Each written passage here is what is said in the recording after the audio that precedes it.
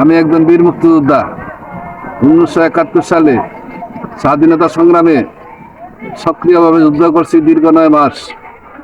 তারপরে 2001 সালে পূর্বজলা উপজেলা থানা কমান্ডার, 2005 সালে থানা কমান্ডার, 2025 সালে এই ছাত্র জনতা গণ অভ্যুত্থানের পর থেকেই থানা কমান্ডারের দায়িত্বে আমি আছি।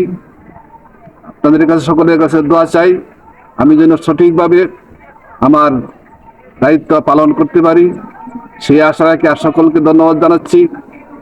আমার যেন দীর্ঘায়ু হয়, আমি যেন সুস্থ সুন্দর থাকতে পারি।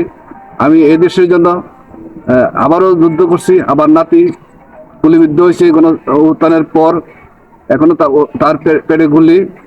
সকলের কাছে দোয়া চাই। পাশাপাশি আরেকটি কথা বলতে চাই, আমি বিএনপির সাবেক সহসভাপতি। বর্তমানে আমি এই কমিটি থেকে, থানা কমিটি থেকে বাদ পড়ছি।